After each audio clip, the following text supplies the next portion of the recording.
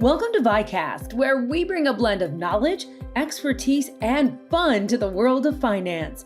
Stay tuned for our exciting episode packed with insights and practical tips that will help you achieve your financial goals. Hi, I'm Charlene Shirk. Welcome to VyCast, the podcast from VyStar Credit Union, where we do good and help you bank better. Today on VyCast, we are celebrating the people and purpose behind VyStar's volunteer spirit. Each year, VyStar's Volunteer of the Year Awards recognize team members who go above and beyond to serve our communities and make a meaningful difference where we live and work. Now, collectively, employees volunteered more than 45,000 hours, setting an incredible company-wide record. Well, we are joined today by Kamal Gasper, VP of Community Engagement, to share how these awards come together and what makes them so meaningful. We are also honored to have two of this year's winners to exemplify what it means to lead through service joining us today. Welcome, welcome. We're going to have VyStar Volunteer of the Year, Joseph Selleck's Protective Services Manager category with 315 volunteer hours. That is incredible. And Meredith Anito, Compliance Analyst Volunteer of the Year, Individual Contributor category with 414 volunteer hours. Congratulations to you both. Thank you. That is incredible. Well, and we're going to get to you and your motivation, your inspiration, and all that in a second. But first, I want to start with you, Kamal. So let's talk about the VyStar Volunteer of the Year Awards. They really, truly have become a meaningful tradition at VyStar. So can you share how these awards originally came about and why it was so important to formally recognize volunteers in this way? Absolutely. So thank you for having me. Congratulations again. This was the third annual VyStar Volunteer of the Year Awards. And what we do is we really recognize the employees that are transforming the lives of our communities through our nonprofits. And it's one of our strategic pillars at VyStar, the community driven. We ask every employee to volunteer 8 hours in the community, where we also provide 8 hours of paid time off for them to volunteer in the community. And we said, why are we not recognizing our employees who are going above and beyond? We heard great stories from our nonprofits, the business community, from employees that, hey, our employees help scale and lift volunteer programs at organizations. They're leading programs, they're creating programs, and we need to recognize those employees that are going above and beyond in the community, that are giving back. And what started out as an event at the building, at the VyStar Tower, has transformed to an off-site event where we recognize the individual volunteers of the year, the runner-ups, the nonprofits of the year, the branch of the year, and the department of the year. And it was a great experience. Hopefully you all feel fulfilled in the event, but it truly shows the heartbeat of VyStar and amplifying our purpose to do good and our core values to lead by example. And Meredith, every time I hear Kamal say 8 hours, and you did over 400 hours, I have to ask, what motivated you to get involved as a volunteer and then really quite the overachieving volunteer? Yes, ma'am. The very first time that I decided to volunteer was a challenge. My mentor one time told me, you need to get out of the shy shell. And it was so difficult for me. I started my very first time volunteering with her. And from that one, take me to another one until after that, I decided to go my way and start volunteering to the point that it becomes my passion. I go everywhere. I love to be involved. I love the networking that I have created. So volunteering has become one of my other side of me. Oh, you've really come out of your shell. Yes. And Joseph, you heard Kamal also mention that your volunteering is helping organizations with capacity, right? They don't have the manpower. They don't have the budgets to do what they're doing. So what's your motivation behind that, realizing that you truly are making a lasting impact? It's the trying to change where I go, constantly moving from one volunteer effort to another. That was one of the things that really drove me. Was I got to start with my daughter's soccer team. That was kind of where it broke into it. And then it was like one opportunity at Rethreaded came up, and it was so much fun being there and helping recycle the airplane seats. And I know we had a gift back before with that. And then it just, every opportunity that came up, I wanted to just try a various array of volunteer efforts. And it just kept blossoming from there. Yeah, I never even thought about that, because so often you hear about a volunteer and this is their place. They always go there. But you're right. Having a nice variety and bringing your kids along really makes it, interesting. And you learn a lot about our community and how we're impacting the community. So, come on, obviously they had hours, right? Yep. They put their time in. But can you talk a little bit about more when you're selecting the individual volunteers of the year? What does that selection process look like? What are the qualities that you're looking for? Who really stands out in the review process? Yep. So you kind of said it. So scale, capacity. It's not just volunteering. While we appreciate employees going out to volunteer, it is how are they uplifting those nonprofits to create better programs so they can serve the communities in ways that truly is needed. And both Meredith and Joseph have done that. When we hear from the nonprofits about the programs that they created, in Joseph's video, they talk about how we were the founding partner for their program at ACPS. And with Meredith at Rethreaded leading volunteer programs at the organization, 50 plus VyStar employees coming in and working as volunteers. Imagine 50 employees at the organization, the capacity that they can use that and scale their business and their operations. Those are like employees to the organization. And so that's what we really look for the volunteers of the year. Are they going to be able to serve as ambassadors at the organization? You all are going to throw out the first pitch at the Jacksonville Jumbo Shrimp game. You're going to do a radio interview and you're going to talk about like why investing in the community is so important, how that correlates to VyStar's purpose and our core values, and how you lead by example out in the community. So we thank you for what you do. Yeah, no pressure. No pressure, just the first pitch, no pressure. The Meredith's eyes like, okay, what an honor. Joseph, you mentioned how you like to go from different nonprofits and really make an impact. When you first start at an organization, like how do you pick that organization, and like what are the first steps you take to figure out, because not always, you may enjoy this one, but you may really like this one. So what's the process you go through? And maybe that could help some folks listening to go, I don't even know where to start. Well, honestly, it's simple. You start with your schedule. Start with what works for you. One of the most important things is work-life balance.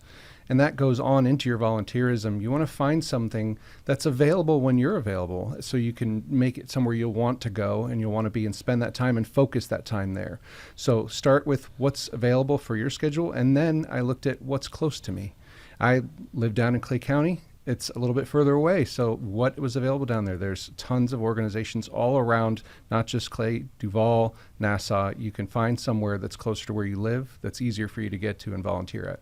I would also think, what role do they want you to play there, right? If I know you walk a lot of dogs, but if you're allergic to dogs, that might not be a good fit for you. Or if they need you to do some heavy lifting and you can't, that might not be a good fit for you. Absolutely. Feeding Northeast Florida does have a little bit of heavy lifting, walking with special needs for the horses. That was one of a great project there as well. But if you have an allergy to horses, right, you can't do that one either. You may have all the best of intentions, but it may not be practical. I like how you take that approach. Now, Meredith, you mentioned that it helped you come out of your shy shell. But how else have you grown? I heard Kamal say something that you're leading like 50 volunteers as well. That's really coming out of your shy shell, and that's really utilizing leadership skills. Did you have those skills before you joined it, or did you develop them while you were there? I actually developed them while I was there. I didn't know what actually takes from you to lead a huge group and be there for everybody, answering every question, making that opportunity to feel like, oh my gosh, this is amazing. I want to come back again, because sometimes we go to places and volunteer and we don't feel this is the fit for me. Right. I don't feel like I belong here. So in that aspect, I want everybody to feel like, oh my gosh, I'm here. She see me.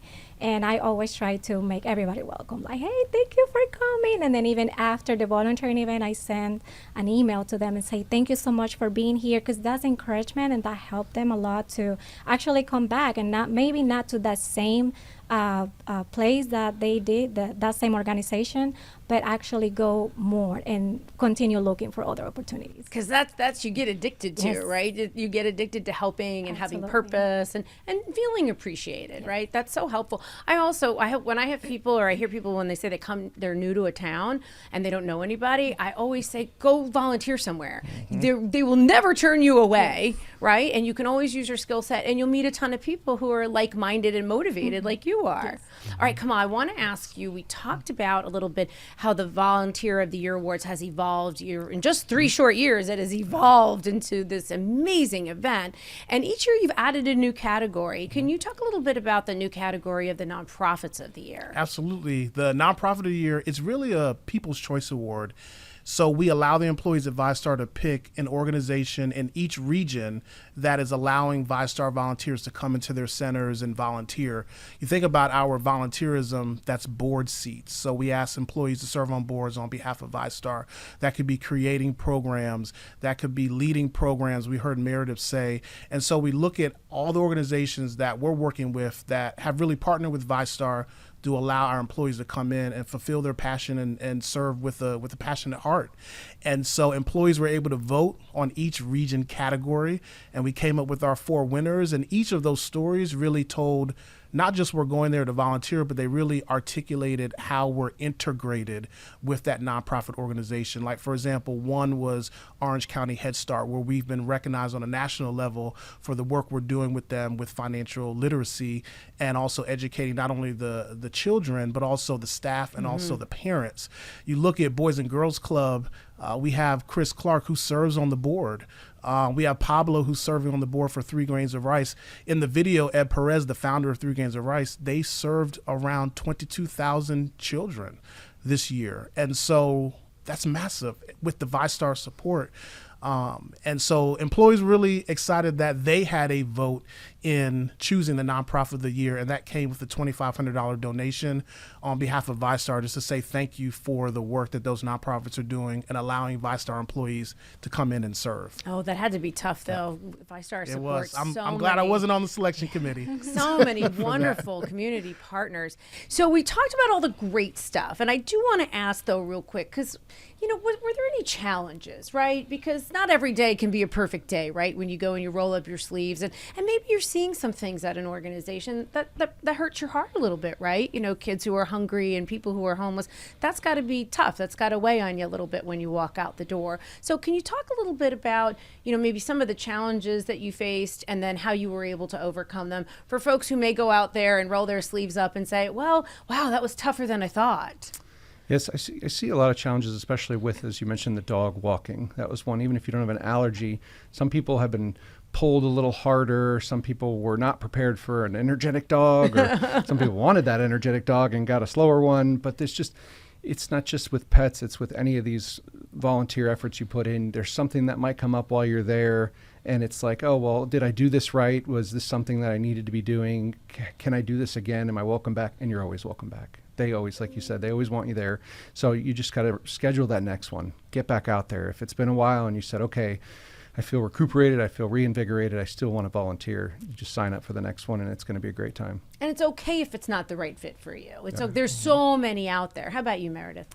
To me, because I was a very quiet person, it was very hard to get out and talk to people. And I just push myself and I say, well, you need to do this if you really want to go far and if you really want to continue volunteering. And I did. I started just little by little with one person. Hey, how are you? I'm Meredith. Sometimes people answer, sometimes people don't answer. And you say like, okay, am I in the right place right now? But it did break that shell that I was. And I'm so thankful because I'm very thankful that VyStar allow us to go out there, to put ourselves out there and just volunteer. And that helped me big time. Because it helped you personally, yes. And as well, I would think professionally, you really developed some amazing leadership skills that you can come in and bring into VyStar. Absolutely, it did. All right, and Kamal, Yes. you had mentioned that they are going to be ambassadors. Yes. So talk about why that's so important to VyStar to have ambassadors. Well, I think it's the going forward of serving as the Volunteer of the Year. It's not just a title.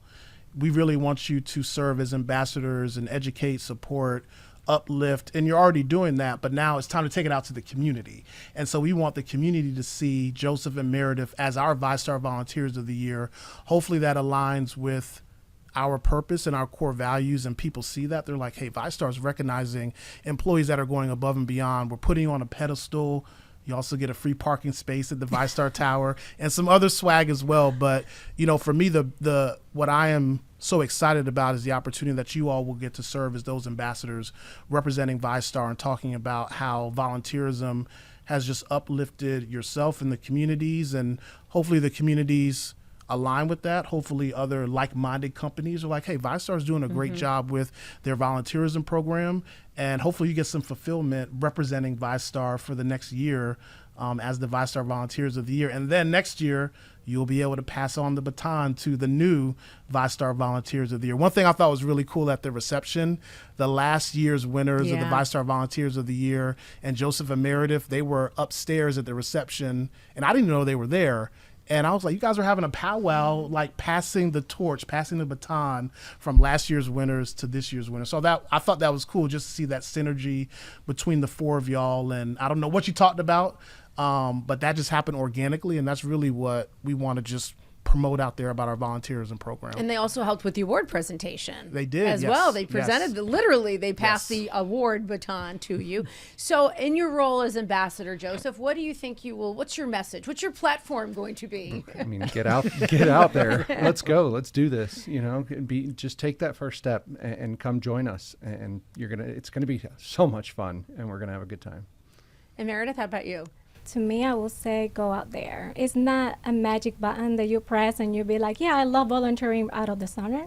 But you can find that spot. You can find that place that really talks to you and tell you, okay, this is my place. That happens to me.